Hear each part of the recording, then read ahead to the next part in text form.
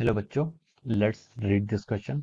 So the question says it is found that mod of a plus b vector is equal to mod of a vector. This necessarily implies option A mod of b is equal to 0, option B a and b are parallels, option C a and b vectors are perpendicular, option D a and b vectors are less than or equal to 0. तो चलिए बच्चों इस question को अब हम solve करते हैं।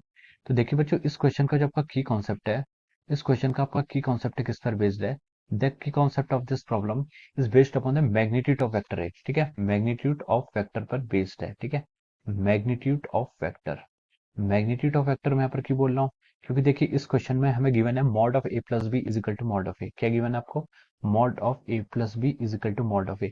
तो जो मॉड जो डिनोट करता है ये क्या करता है आपका? ये आपका मॉड जो होता है आपका मैग्नीट्यूड को ही डिनोट करता है, ठीक है, यानी कि इसका सिर्फ मैग्नीट्यूड पार्ट को मॉड से हम डिनोट करते हैं। अब देखिए इस क्वेश्चन को हम स्टार्ट करते हैं। तो देखिए उससे पहले हम ये समझते हैं कि मैग्नीट्यूड ऑफ वेक्टर एक होता क्या है, ठीक है। जैसे देखिए मान लीजिए यहाँ पर टू वेक्टर्स हैं, मैं यहाँ पर क्या कर रहा हूँ, ए प्लस बी वेक्टर दो है, मैंने इसको क्या बोल दिया, r vector equal to a plus b vector बोल दिया, ठीक है।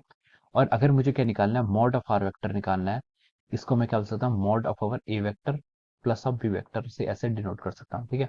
Mod of r vector equal to mod of A plus b vector. और क्वेश्चन में गिवन है ये आपका क्या है, मॉड ऑफ ए वेक्टर के गिवन है, ठीक है। अब हम देखें यहाँ से मॉड को कैसे निकालते हैं वो फाइंड आउट करते हैं, ठीक है। अब देखिए तो देखिए हमें देखिए यहाँ पर की कॉन्सेप्ट में लिखा है कि मैग्नीट्यूड ऑफ वेक्टर को फाइंड आउट करना है, ठीक है। तो देखिए मैग्नीट्यूड ऑफ वेक्टर को फाइंड आउट जो करते हैं उसका फॉर्मूला जो होता है, टू वेक्टर्स का अगर रिजल्टेंट होता है जिसके यहाँ पर r vector a vector plus b vector है, उसका मैग्नीट्यूड निकालेंगे तो हम क्या करेंगे, हम देखिए ए का स्क्वायर प्लस बी का square plus of over two A B और ए और बी के बीच में जो एंगल होगा उसे हम कॉस थीटा, ठीक है। कॉस थीटा मतलब यहाँ पर थीटा क्या है, the angle between A vector and B vector. अब मॉड ऑफ ए वेक्टर क्या आएगा आपका, मॉड ऑफ ए वेक्टर ही रहेगा, ठीक है। इसका मैग्नीट्यूड आपका मॉड ऑफ ए आएगा, ठीक है। अब देखिए इसको हम फर्दर सॉल्व करते हैं, तो हम इसको लिख सकते हैं, देखिए ए का square plus of over B का square plus of over two A B cos theta. Mod of A vector क्या आएगा, ए आएगा, और उसका हमने इसका ए का स्क्वायर कर दिया, ठीक है। अब देखिए ये जो A square B square two A B cos theta है ना, देखिए यहाँ पर मैं एक पहले रिप्रेजेंटेशन बता देता हूँ आपको। अगर मैं ए वेक्टर लिख रहा हूँ तो इसका मतलब ये कि आपका वेक्टर क्वांटिटी से ये मतलब है, this is a vector quantity, ठीक है। ये आपका पूरा ए वेक्टर है, ठीक है। अगर मैं ए वेक्टर लिख रहा हूँ तो मतलब इसमें मॉड भी है और इसमें सॉरी मैग्नीट्यूड भी है, इसमें डायरेक्शन भी है। अगर मैं सिर्फ ए वेक्टर लिख रहा हूँ तो इसका मतलब मेरा ये है, ठीक है। इसका मतलब है कि अगर मैं सिर्फ ए लिख रहा हूं तो ये सिर्फ आपका मैग्नीट्यूड पार्ट को डिनोट कर रहा है, यानी कि आपके मॉड पार्ट को डिनोट कर रहा है, ठीक है। इसको मैं क्या सिर्फ मैग्नीट्यूड के लिए ही यूज कर रहा हूँ, ठीक है। तो ये मेरा क्वेश्चन, इस क्वेश्चन को सॉल्व करने के लिए आपका नोटेशन है, और यही नोटेशन इन्होंने क्वेश्चन में भी यूज किया हुआ है, ठीक है। यही नोटेशन क्वेश्चन में भी यूज किया हुआ है, ठीक है। अब मैं यहाँ पर देखिए ए का स्क्वायर लिख रहा हूँ प्लस बी का square plus two A B cos theta into A square is equal to A square. तो ए क्या है, सिर्फ आपका मॉड वाला पार्ट है, ठीक है। ए स्क्वायर बी आपका मॉड वाला पार्ट है, ये वेक्टर का मतलब नहीं। अगर ये वेक्टर होता तो मैं इसको इससे डिनोट करता, ए वेक्टर से, ठीक है। यहाँ पर ये सिर्फ मॉड पार्ट को डिनोट कर रहा है, ठीक है। अब देखिए ए स्क्वायर से आप ए स्क्वायर कैंसिल कर दीजिए दोनों साइड, आपका ये क्या हो जाएगा, B square is equal to, इसको राइट साइड ले जाइए, minus two A B cos theta, ये हो जाएगा, ठीक है। ये सिर्फ आपका क्या है, मैग्नीट्यूड वाला पार्ट है, इस बात को बहुत ध्यान रखना है, ठीक है। अब मैं इसको आगे क्या लिख सकता हूँ, देखिए बी इज इक्वल टू, दोनों साइड से मैंने बी माइनस कर दिया तो होगा B is equal to minus two A cos theta. इसको मैंने यहाँ पर इतना लिख लिया, ओके। अब मैं इसको फर्दर आगे सॉल्व करूं तो मैं देखिए यहाँ से क्या लिख सकता हूँ, कॉस थीटा की वैल्यू अगर मैं फाइंड आउट करूं तो कॉस थीटा को मैं लिख सकता हूँ माइनस बी बाई टू ए, ठीक है, माइनस बी बाई टू ए, ठीक है। अब ये बी क्या है आपका मॉड है और ए क्या है मॉड है, मैं बार बार बोल रहा हूँ इसको, या फिर देखिए मैं अगर इसको ऐसे भी लिख लूँ, mod of B vector divide by two mod of A vector, ये दोनों बात क्या है, एक ही बात है, ठीक है। अगर ये वेक्टर होता सिर्फ तो मैं बी वेक्टर डिनोट करता, लेकिन ये क्या है, मॉड डिनोट कर रहा है, ठीक है। सो कॉस थीटा को मैंने यहाँ पर minus mod of B divide by two mod of A vector से यहाँ पर डिनोट कर दिया, ठीक है। अब देखिए, अब हम इस क्वेश्चन को देखिए, इस स्टेटमेंट को हम यहाँ पर लिख लेते हैं और उसके बाद इसे फर्दर सॉल्व करते हैं। कॉस थीटा कितना आ गया था आपके यहाँ से, minus of B divide by two A. आपकी बेटर अंडरस्टैंडिंग के लिए चलो मैं मॉड ले ही लेता हूँ, ठीक है। ये आपका मॉड आ गया, ठीक है, यानी कि आपका सिर्फ मैग्नीट्यूड है। अब देखिए, देखिए लेफ्ट हैंड साइड पर जो कॉस थीटा है, कॉस थीटा क्या होगा, सिर्फ एक नंबर ही होगा। कॉस थीटा एक नंबर हो सकता है, पॉजिटिव भी हो सकता है, नेगेटिव भी हो सकता है, क्योंकि कॉस थीटा की वैल्यू आपकी ऐसे वेरी करती है, ठीक है। कॉस थीटा की वैल्यू आपकी क्या होती है, माइनस वन और वन के बीच में क्या करती है, लाई करती है, ठीक है। तो ये एक नंबर होगा, आइदर पॉजिटिव होगा आइदर नेगेटिव होगा, ठीक है। लेकिन देखिए जो आपका मॉड ऑफ बी है, ये टर्म तो आपकी पॉजिटिव रहनी है, मॉड ऑफ बी क्या रहेगा, पॉजिटिव रहेगा।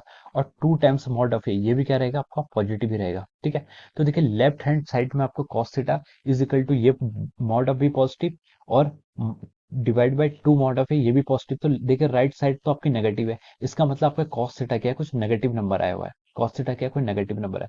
कॉस थीटा की वैल्यू नेगेटिव कब हो सकती है? कॉस थीटा की जो वैल्यू आपकी होती है वो नेगेटिव कहाँ होती है? देखिए कॉस की वैल्यू जीरो से लेकर पाई बाय टू, देखिए कॉस की वैल्यू जीरो से लेकर पाई बाय टू पर देखिए वन से लेकर जीरो तक जाती है। फिर पाई बाय टू से लेकर पाई के बीच में एंगल क्या होता है आपका? नेगेटिव होता है। पाई बाय टू से बीच में, पाई के बीच में आपका क्या होता है? वैल्यू नेगेटिव होती है। पाई बाय टू पे जीरो होती है, फिर पाई बाय टू से वो घटते घटते -1 की तरफ को आपकी जाती है, ठीक है, अगर हम कॉस का ग्राफ प्लॉट करें तो, ठीक है। अब देखिए, अब देखिए इस क्वेश्चन में हम बोल सकते हैं आपकी, यहाँ पर देखिए हमें कोई ऑप्शंस को देखेंगे, हम ऑप्शंस में देखिए हमें पैरेलल और परपेंडिकुलर का कॉन्सेप्ट गिवन है, ठीक है, डायरेक्शन के लिए। तो हम लिख सकते हैं कि यहाँ पर अगर आपका कॉस क्या आ रहा है? नेगेटिव आ रहा है, तो हम बोल सकते हैं कि कॉस नेगेटिव, कॉस -1 कब आएगा? जब देखिए कॉस थीटा की वैल्यू आपकी -1 के इक्वल कब होगी? ठीक है, जब आपका थीटा क्या होता है? आपका पाई डिग्री होता है।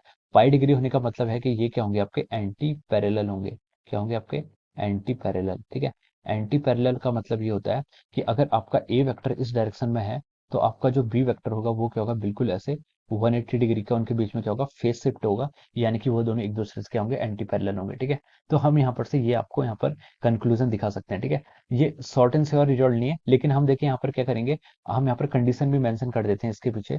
किस कंडीशन में हम लिख रहे हैं कि if theta is equal to pi, अगर ये दोनों वेक्टर्स के हैं पाई, मतलब ये दोनों वेक्टर्स के हैं एंटी पैरेलल हैं, अगर ये दोनों एंटी पैरेलल हैं, ये कंडीशन मैं तब के लिए यहाँ पर आपको मेंशन कर रहा हूँ, ठीक है। तो देखिए हम क्या लिख सकते हैं, फिर देखिए क्वेश्चन में क्या था आपका, cos theta is equal to आपका -b/2a, ये कितना हो जाएगा आपका? Minus mod of B divide by 2a, ठीक है, 2a मैंने ऐसे डिनोट कर दिया, ठीक है। तो देखिए अगर मैंने लेके cos थीटा आपका -1 है, ये दोनों वेक्टर्स के पैरेलल होंगे, फिर हम वहां से क्या कंडीशन निकाल सकते हैं? cos थीटा cos पाई, थीटा की जगह पाई रखेंगे, तो cos पाई कितना आएगा? -1। हम लिख सकते हैं कि mod of B vector is equal to 2 times mod of A vector, ठीक है। ये इफ लिखा है मैंने, ठीक है, ये कंडीशन बहुत इंपॉर्टेंट है, ठीक है। तो देखिए मॉड, अब यहाँ से क्या आएगा? Mod of B vector is equal to 2 times mod of A vector, ठीक है। अब ये दोनों जब इक्वलिटी, ये दोनों अगर देखिए, ये कंडीशन हमने कहाँ से प्रूव निकाली? ये कंडीशन हमने क्वेश्चन यहाँ से शुरू किया था, देखिए ये आपका फर्स्ट पार्ट था, ये आपकी इक्वेशन 1 है। हमने यहाँ से निकालते निकालते फाइनल ये कंडीशन निकाल दी। इसका मतलब क्या है? जो इक्वेशन 1 है वो तभी होल्ड करेगी जब आपकी ये कंडीशन सेटिस्फाई करेगी, ठीक है। यानी कि mod of B is equal to 2 times mod of A. तो ये क्या पॉसिबल हो सकता है? पॉसिबल मतलब देखिए, लेफ्ट साइड में मॉड ऑफ बी, ये भी एक पॉजिटिव नंबर है, और राइट साइड में क्या है? 2 टाइम्स मॉड ऑफ ए, ये भी एक पॉजिटिव नंबर है, ठीक है। तो देखिए हमें यहाँ पर बी और A equal, B is equal to 2 times A, ये किस केस में पॉसिबल हो सकता है? ये तभी पॉसिबल हो सकता है जब आपका क्या हो? मॉड ऑफ ए कितना हो आपका? जीरो के इक्वल हो। जब आपका मॉड ऑफ ए जीरो के इक्वल होगा, तब क्या होगा? आपका मॉड ऑफ बी भी क्या होगा? आपका जीरो के इक्वल होगा, ठीक है। तो हमने यहाँ पर ये कंडीशन लिख ली। जब आपका क्या होगा? मॉड ऑफ ए जीरो के इक्वल होगा, तभी आपका मॉड ऑफ बी क्या हो सकता है? जीरो के इक्वल हो सकता है, ठीक है। तो ये आपकी कंडीशन होंगी, इसका मतलब है कि आपका मॉड ऑफ ए और मॉड ऑफ बी क्या होंगे? आपके इक्वल होंगे, and both are equal to over zero, ठीक है। दोनों के दोनों क्या होंगे? Mod of A is equal to mod of B, और इन दोनों का मैग्नीट्यूड क्या होना चाहिए? जीरो के इक्वल होना चाहिए, ठीक है। तभी ये कंडीशन आपकी सेटिस्फाई होगी, ठीक है। तो देखिए इस ऑप्शंस की तरफ हम मूव करते हैं। तो देखिए ए ऑप्शन में दिया हुआ है, अगर mod of A is, sorry, mod of B is equal to zero, तो देखिए ये कंडीशन जो आपका इसका बेस्ट अप्रोप्रिएट सॉल्यूशन होगा, इसका जो बेस्ट आंसर होगा वो क्या होगा? आपका ए कंडीशन होगा, ठीक है। इसलिए हम सकते हैं कि यहाँ पर क्या होगा? ए ऑप्शन क्या होगा? इसका करेक्ट होगा, ठीक है, ए ऑप्शन करेक्ट होगा। अब देखिए ऑप्शन बी में बोली A and B are parallels, ठीक है। ऑप्शन ए को देखिए मैंने यहाँ पर बोल दिया कि ये सही सॉल्यूशन है। ऑप्शन बी पर देखिए A and B are parallel, parallel पे तो कभी कंडीशन बन ही नहीं सकती थी, एंटी पैरेलल होते, ठीक है, एंटी पैरेलल हो तब ये कंडीशन बननी थी, लेकिन पैरेलल पे नहीं, क्योंकि पैरेलल पे क्या होगा? उनका बीच का जीरो एंगल आएगा, और जीरो एंगल आएगा तो इस इक्वेशन से हम बोल सकते हैं कि ये इक्वेशन आपको सेटिस्फाई नहीं करेंगे, ठीक है। तो बी वाला ऑप्शन तो आपका कभी ट्रू नहीं हो सकता है। Option C A and B are perpendicular, ये भी आपका फॉल्स है। और ऑप्शन डी इसने बोला है कि ए एंड बी, ठीक है, A and B vector are less than और इक्वल टू जीरो, ठीक है, ये भी क्या आपका रॉन्ग हो जाएगा, ठीक है। तो सिर्फ आपका राइट आंसर क्या है? A option is the right answer of this question. We can say that option A is the correct answer of this question, okay. So I hope you all understood this concept. All the best and thank you so much.